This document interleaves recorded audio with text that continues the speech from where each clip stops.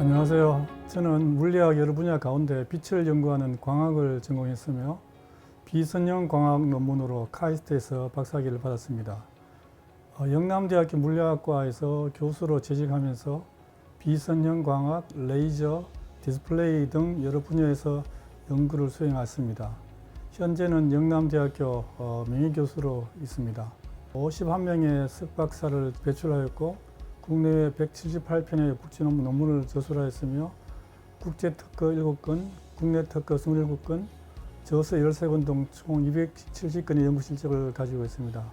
대표 저서로는 자연과학, 환경유기와 미래과학, 빅뱅과 5차원 우주 창조론, 그리고 과학으로 하느님을 발견할 수 있을까? 누가 AI 시대의 리더가 되는가?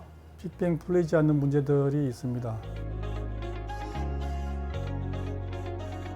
저는 믿지 않는 집안에서 태어나서 중3 때 친구 초청으로 교회에 처음 나가게 되었어요. 친구가 저를 초청했는데 함께 교회에 나가기로 약속한 날에 다쳐서 집에 누워 있었습니다.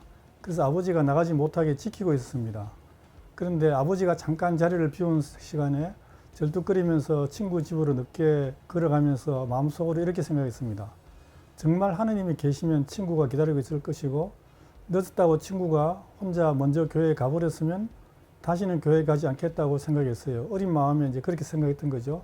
근데 가보니까 마침 친구가 집 앞에서 기다리고 있어서 속으로 하나님이 계시긴 계시나 보다라고 순진하게 생각했던 기억이 나는군요. 그렇지만 중고등학교 시절 저의 신앙은 진지하지도 못했고 성경도 거의 잘 알지 못했습니다. 서울대학교에 진학하고 나서 나태해지면서 1학년에는 신앙생활을 제대로 하지도 않았던 기억이 있습니다. 그런데 CCC에 연결되어 사형리로 예수님을 영접하고 신앙훈련과 말씀 공부를 제대로 깊게 하면서 본격적으로 예수님을 인격적으로 믿고 진지한 신앙생활을 시작하게 되었습니다. 그때 CCC에서 김중건 목사님께서 종종 설교하실 때 진화론에 대해서 말씀하셨습니다. 진화론이 문제가 많다, 거짓말이다 라고 말씀하셨는데 그 당시에는 그렇게 진화론이 신앙과 충돌하거나 문제가 많다는 생각은 하지 않고 있었습니다. 지금 와서 생각해 보면 문학 박사이자 신학을 하신 김중건 목사님도 이미 진화론이 기독교 신앙에 얼마나 위험한지 잘 알고 계셨던 것 같습니다. 김중건 목사님은 한국 기독교 역사에 있어서 가장 중요한 사건 가운데 하나가 바로 창조과학회가 우리나라에 세워진 것이라고 말씀하셨습니다. 창조과학회는 CCC 세계복음화 대성회에서 탄생하였고 처음에는 사무실도 CCC에서 제공해주고 적극적으로 지원해 주었습니다. 제가 창조과학을 사역하게 된 계기는 그 이전에 대학교 때 인류학 수업 시간에 그 진화론 수업에서 받은 참 그 충격이 기억이 납니다. 인류 교양 과정으로 인류학 수업 시간에 교수님이 인류 진화에 대한 강의를 하였는데 유인원에서 인간 진화의 증거, 곧 미싱 링크가 많이 발견되었다라는 강의를 한 달에 걸쳐서 계속 했었어요. 그래서 창조와 진화를 고민한 적이 있습니다. 그래서 그때 방에 돌아와서 성경 창세기와 진화론 도표를 이제 펴놓고 비교하면서 하나님이 과연 진화라는 방법으로 창조를 하셨나라는 생각을 잠시 하기로 했습니다. 당시에는 창조론 관련 자료가 거의 없었습니다. 그래서 고민하다가 답을 찾지 못하고 포기했던 적이 있었습니다. 그런데 지금 와서 생각해 보면 이런 생각이 바로 유신 진화론 또는 진화적 창조론의 출발점인 것을 알 수 있습니다. 오늘날도 비슷한 고민을 하는 크리스찬 학생들과 교수들이 많이 있을 텐데요. 결국 하나님의 창조와 교과서에서 배운 진화론을 타협시켜서 이 신앙과 지식의 갈등을 봉합하여 마음의 평화를 얻는 이론이라고 볼 수가 있겠습니다. 그런데 조금만 더 생각해 보면 진화론을 과학적 사실로 인정하는 순간 창세기의 아담 창조, 선악과와 에덴 동산, 노아의 대홍수 등 창세기의 앞부분을 모두 신화로 격화시키지 않을 수 없게 됨을 알 수가 있어요. 성경의 권위와 무호성은 땅에 떨어지고 인간의 지식과 과학이 성경 위에 더 큰 권위를 갖게 됨을 금방 알 수 있습니다. 최근 제임스 웹 망원경이 표준 우주 진화론으로는 도저히 설명할 수 없는 우주의 극초기 은하들을 촬영하는 데 성공했습니다. 그러자 빅뱅 이론이 크게 흔들리기 시작했고 과학은 이러한 발견 때문에 충격을 받고 있습니다. 그래서 과학적 진리는 잠정적이다라는 말이 이렇게 해서 나오는 것입니다. 우리가 진화론을 받아들이면 변하는 과학적 지식으로 변치 않는 하나님의 말씀을 판단하는 오리를 변하게 됩니다. 그래서 그 후에 카이스트에 지나간 후에 석사과정 2년차 때 당시 김영길 재료공학과 교수님이 CCC가 주최한 세계보고마 대성회 창조과학 세미나에 참석해서 미국 창조과학자들이 강의해서 큰 도전을 받아서 한국창조과학회를 창설하였습니다. 그리고 저는 그때 카이스트에서 열린 한국창조과학회 창립 세미나에 참석하여서 크게 감동받았던 기억이 새롭습니다. 그때부터 저는 창조과학에 큰 관심을 갖게 되었고 영남대학교 교수로 부임하면서 본격적으로 창조과학 사역을 시작하게 되었습니다. 제 인생에서 두 가지 가장 중요한 사건을 말하라고 한다면 첫째는 예수님을 인격적으로 만나서 말씀을 깨닫고 예수 그리스도 안에 있는 참 소망을 갖게 된 것입니다. 저는 믿지 않는 집안에서 태어나서 구원의 소망이 없었는데 예수 그리스도를 통해서 참 구원함을 받고 살아계시고 우주 만물을 창조하신 하나님을 믿고 알게 된 것만큼 놀랍고 감사한 일이 아닐 수 없습니다. 지금도 저는 하나님의 말씀을 아침 저녁으로 묵상하면서 그 진리를 깨닫고 삶의 좌표로 삼고 있습니다. 그리고 두 번째 제 인생에서 가장 중요한 것을 말하라고 하면 저는 과학자이자 물리학자로서 창조과학을 접하고 창조의 진리를 발견하여 창조과학 사역과 저술로 하나님께 영광을 올려드리는 것입니다. 창조과학은 공부하면 할수록 그 창조 세계가 말할 수 없이 심오하다는 사실을 발견할 수 있습니다. 그리고 또 이 제가 발견한 창조의 진리를 일반인들과 학생들이 이해하기 쉽게 강의 자료로 만들어서 곳곳에서 창조 진리를 전하는 것으로 정말 신앙인으로서 또한 과학자로서 하나님이 저에게 주신 달란트이자 사명이라고 생각합니다. 이 창조과학 사역은 정말 보람있고 하나님께 영광을 올려드리는 것이라고 생각합니다. 특히 무엇보다도 최근에는 창조과학을 통해 많은 목회자들과 성도들이 말씀 안에 경고히 서도록 동기부여를 하고 그 결실을 본 것 또한 보람과 도전이 됩니다. 창조과학 초기에는 목회자들이 창조과학에 큰 관심을 나타내지 않았습니다. 그런데 최근에는 많은 목회자들과 선교사들이 창조과학 교육과정에 참가하고 회원으로 가입하고 또 여러 가지로 함께 독려해 주셔서 너무나 큰 힘이 되고 있습니다. 특히 작년 2024년 호주 시드니에서 열린 창조신앙 부흥성회와 호주 지부 창립에 참여한 것을 크게 보람으로 느끼고 있습니다. 이 일을 인도하신 하나님 은혜에 감사합니다. 또한 2년 전에는 필리핀 세부에서 일주일 동안 창조과학 세미나를 열었고 현지인 필리핀 목사들의 큰 호응을 받았습니다. 또한 작년에 이어 올해에는 두 번에 걸쳐서 베트남에서 창조과학 강의를 했는데 베트남 청년들과 베트남 목회자들을 상대로 창조과학 강의를 했습니다. 이처럼 최근 해외에서 창조과학 사역이 크게 확장되고 있고 많은 선교사들이 관심을 보이고 있으며 이를 통하여 복음이 땅끝까지 전파되는데 작은 쓰임이라도 되면 너무 감사하겠습니다. 저는 주로 대구 지역에서 활동을 많이 했습니다.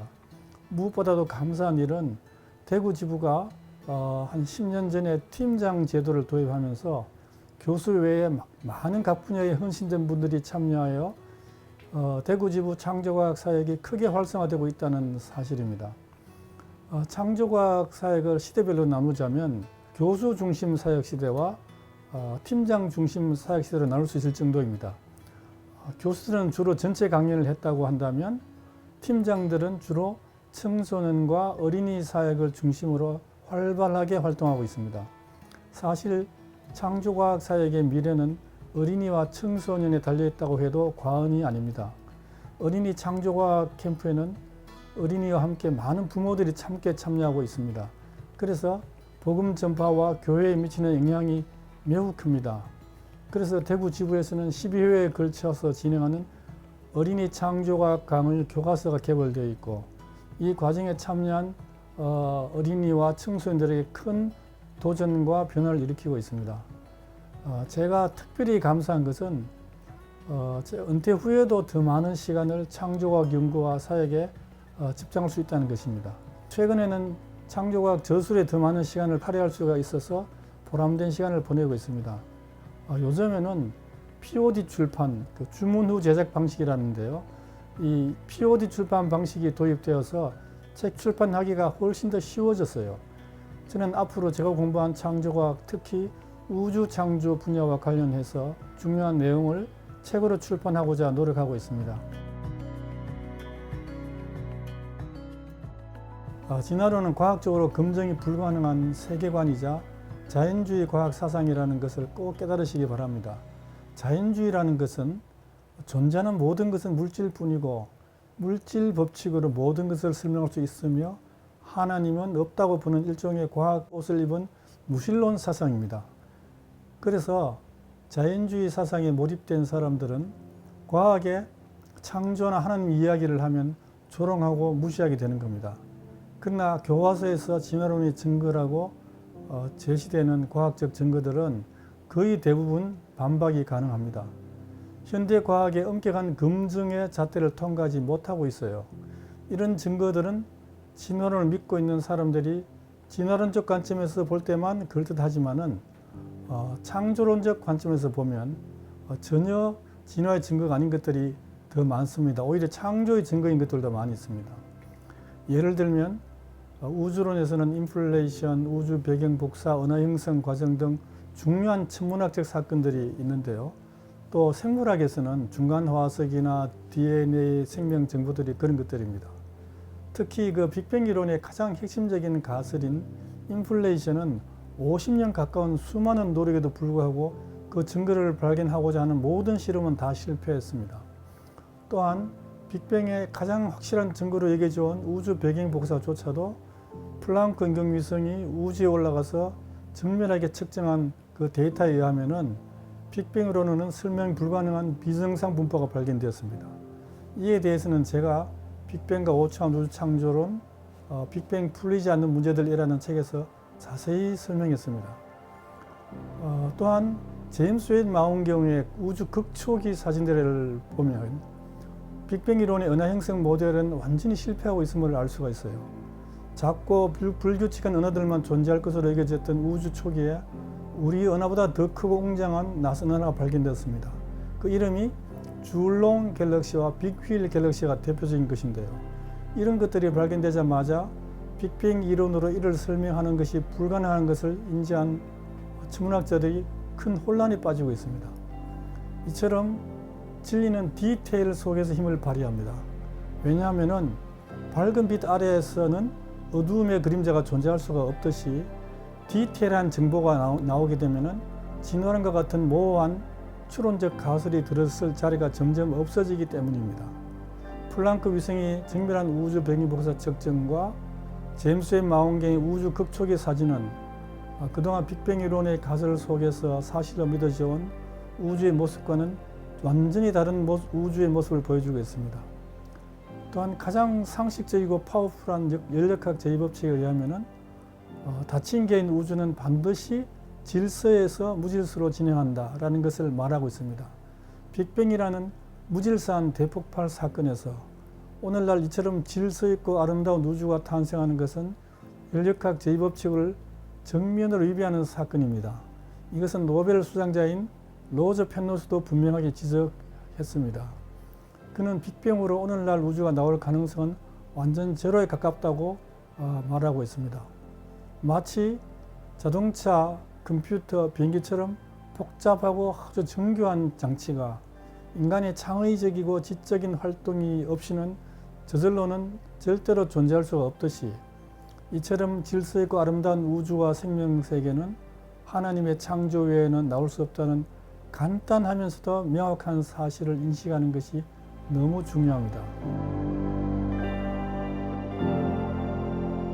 제가 과학으로 하나님을 발견할 수 있을까라는 책에서 자세히 언급했듯이 성경은 창세기부터 계시록까지 무오한 하나님의 말씀입니다.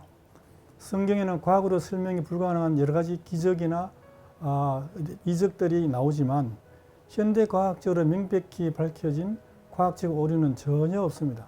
만약 성경에 지구가 평평하다거나 네모 반듯하다거나 하는 명시적인 기록이 있으면 성경에는 오류가 있다고 해야겠고 우리가 그 성경을 믿을 필요도 없겠지만 반대로 수천 년 전에 기록된 성경에 이미 지구는 둥글고 우주의 깊이는 무한하다는 기록이 나오고 있습니다. 또한 창세기를 비롯해서 욥기서, 이사야서 등 성경 곳곳에는 현대에 와서 비로소 밝혀진 놀라운 천문학적 기록이 발견됩니다. 이런 것들을 생각할 때 성경에는 과학적 오류는 없을 뿐만 아니라 오히려 놀라운 하나님의 계시들이 많이 나타나고 있어요. 어떤 자유주의 신학자들은 성경에 과학적 오류가 있다고 하면서 성경 창세기 기록을 신화로 전락시키는데요. 저는 창세기부터 계시록까지 여러 번 읽고 연구하면서 성경에는 어떠한 과학적 오류도 없다는 사실을 알게 되었습니다. 그 내용을 빅뱅과 5차원 우주 창조론에서 자세히 기록해 놓았어요. 하나님의 말씀은 오늘날 과학자의 눈으로 보아도 정확무오합니다. 자유주의 신학자들은 성경을 너무 진화론적 관점으로 해석한 것입니다. 하나님이 존재하지 않고 오직 물질만 존재하면 기적은 불가능하고 믿을 수 없겠지만 하나님이 존재하면 당연히 우주는 하나님의 피조물이요 기적은 시계공이 시계 바늘을 과거로 되돌릴 수 있듯이 충분히 가능한 현상입니다. 성경에는 천지 창조부터 홍해를 가르는 기적, 예수님의 부활과 같은 엄청난 기적들이 많이 기록되어 있습니다. 하나님이 살아계신다면 기적은 충분히 가능한 것이고 우리는 성경의 기록을 말씀 그대로 믿는 것에 아무 문제가 되지 않습니다. 초자연적인 하나님은 성경에 기록된 기적을 행하실 수 있고 이 모든 기적은 역사적 사실입니다.